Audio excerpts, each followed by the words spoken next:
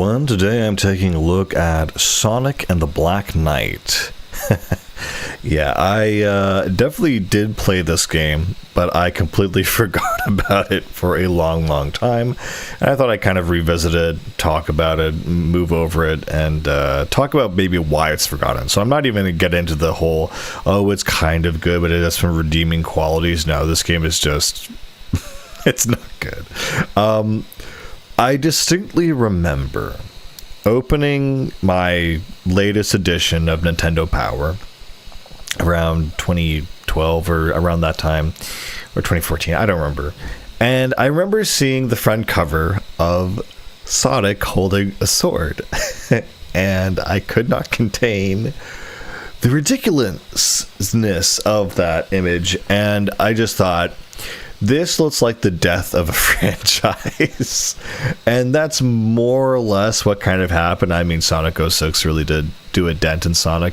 I mean, we still have Sonic games, but that was the death of any hope of any quality Sonic games ever being made again. So the Black Knight is actually part of the storybook saga, of which there are only 2 games, and this is the one that killed it. The previous one, of course, being The Secret Rings. And so they thought, okay, cool. So we did Sonic in an Arabian Nights setting. What's next? And they said, okay, let's do medieval English fantasy. And it's like, okay, that's very straightforward, I guess. And so the story's pretty routine. I don't think they're really tying this or trying to tie this at all to the rest of the multiverse or whatever. Sonic just shows up in the medieval fantasy times. And he meets Merlina, who is a female version, younger version of Merlin. And she's this young girl. And then there's also Caliber, who becomes Excalibur later, who's the talking sword. And so Sonic gets this enchanted sword. And well, what really happens is he shows up. And then there's King Arthur, who is actually the bad guy of the story. And he's basically been possessed by this dark energy. And so he summons all these monsters, and Sonic takes them out, defends Merlina. And I have to admit, the opening cutscene actually is very, very nice. It's very a very fun CG cutscene. I've noticed that a lot of the Sonic games later on, they would have very good intros, very good openings. My favorite intro, probably, maybe of the whole series, is for Sonic Unleashed, when Sonic takes on Eggman's giant space carrier in space. That is one of the most intense hype intros I've ever seen. Maybe besides Sonic Riders and Sonic Adventure DX. I mean, they're all very good, right?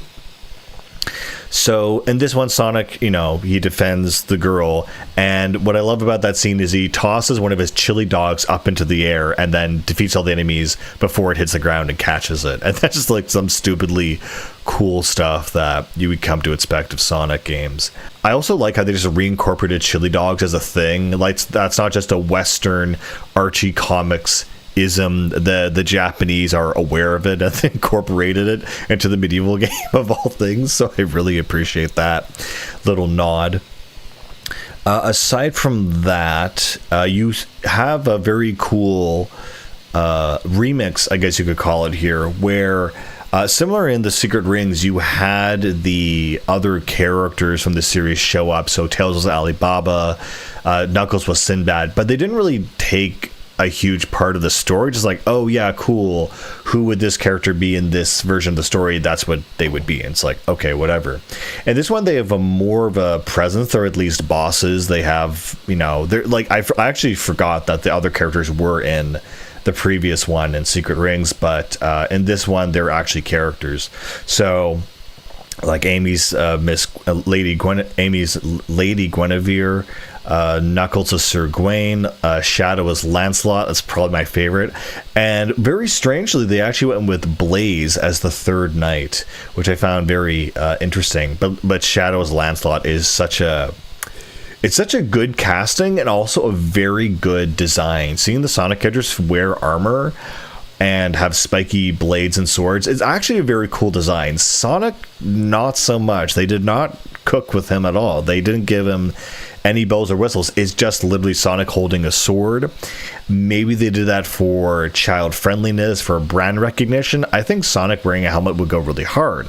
And lo and behold, at the end of the game, when Sonic becomes Super Sonic, in Secret Rings it was Dark Spine Sonic, so they gave him a whole redesign. And I really liked what they did in Secret Rings, because Sonic's final form, and that one was actually not just Super Sonic again.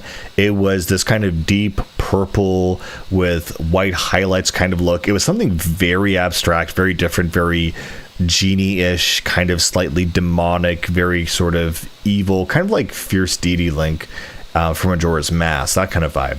And this one, though, they play it very straightforward, but I really actually love Super Sonic's design and Excalibur's design when he goes into super mode at the end of this game, because it's such a cool transition, and I forgot about it. And when I rewatched it, I thought, oh damn, this really is not only a really great design, but the animation, the style, the transformation sequence, and even the enemy boss is also very well designed. I recall the Razor Jin in the last one just like being a big scary guy, and this one, the final boss, is very abstract, has all these tentacles glowing. It looks really, really cool. And also I love how Sonic's sword, Excalibur, like explodes into this giant weapon. Basically, it's honestly the highlight and the absolute peak of the game is the ending sequence, which is unfortunate because, yeah, I mean, even things like presentation in terms of art style, graphics, and story. I mean, I love the designs, but when I think of art style, I think of things more so like Sonic Riders that had a very distinct art style, similar to Mario Strikers, honestly. So that really isn't there. Graphics are honestly pretty bad. I'm not sure if they're worse than Secret Rings somehow, but I get that vibe. And that's the other thing too, the music. I mean, every single Sonic game, I can always tolerate it as long as the music is good. Even Sonic 06, I love it simply for its bangers in some places. It's absolute, just really good music. And this was probably the last game where I felt that was at least somewhat slightly the case. I think there are a couple level songs, instrumentals that are kind of nice in this game, but a lot of it does. I can't think of a really memorable song or even a theme of a character, which usually saves it. There is really not a lot of good music in this one, which really was the death of me playing or seriously buying any of these games anyway. And sure enough, it killed this side story franchise of the Fairy Tales. And we've gotten all that out of the way, and that's all, very well and good. But now we have to discuss the gameplay, and the gameplay is sewage. It's the worst thing. It's exactly what you would imagine to be a stereotypical terrible Wii game. It is the epitome of waggling. And with Sonic, and I mean, it's kind of funny because I think about other games, other action games, and one of my favorite things to do, for example, in what is it? I mean, not an action game, but Soul Reaver of all things come to mind. Metal Gear Solid Revengeance is you can sprint and slash at the same time, and that feels really good when it works. And the team that makes the Sonic games, they're good at making him kind of go fast, but melee combat, no. Whoever came up with this, it was never going to work. It was just absolutely cursed from the beginning. And they have a blocking system which doesn't work. It's a mess. All you do is you waggle your sword and then you win. And there's like a boss where you have to time it, but it really doesn't matter, because again, it's like a kid's game. So I mean, it's the innate problem where every good game on the Wii just stayed away from motion controls, and while Secret Rings kind of embraced it in an interesting way with the tilt system, in here they leaned more into the motion controls. And again, it's an issue of accuracy for certain actions, especially attacking. You don't want to have to rely on guessing when you're doing your attacks and whatnot. Additionally, I feel that the like a lot of the bosses, a lot of levels, you're just waggling. You can go left to right, you can jump in the air and do like a down slice, which is very effective, but it feels rough. It feels really, really bad. Secret Rings I kind of liked. It was not the traditional Sonic experience, but at least it kind of worked once you got used to it. And I beat that game. I actually got all the gold medals on all the levels. The soundtrack was fantastic in some places.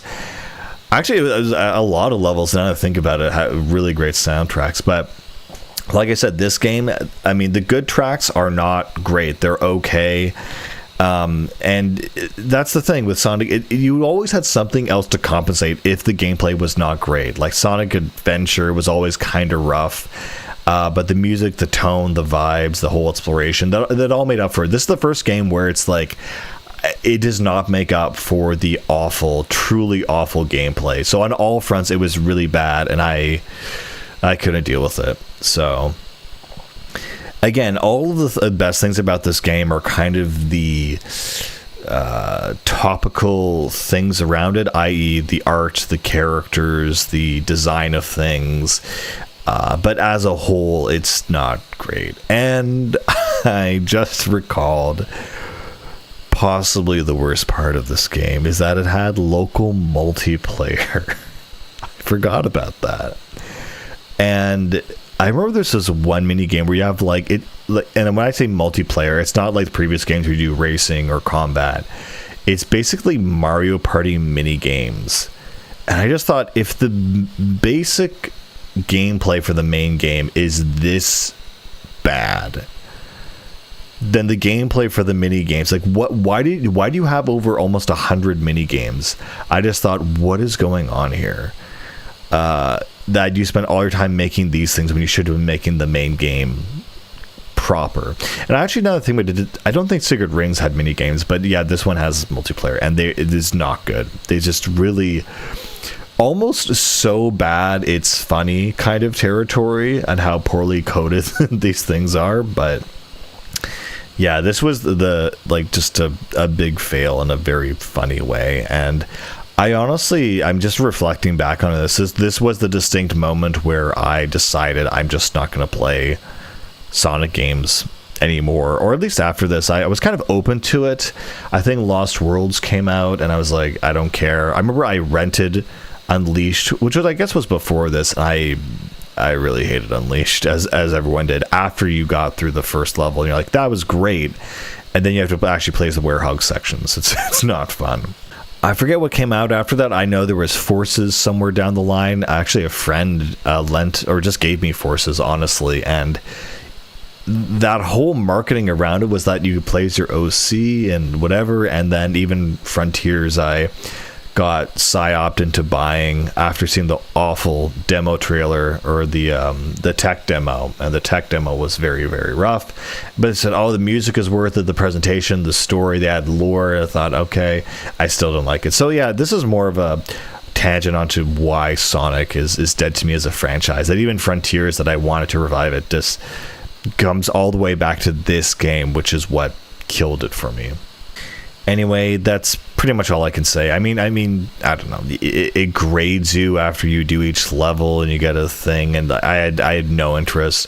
The music wasn't there to save it. It was not anything there to save it. But I thought I should at least mention it and talk about it. And that's what I think about it. So yeah. Anyway, I'll see you guys later. Bye.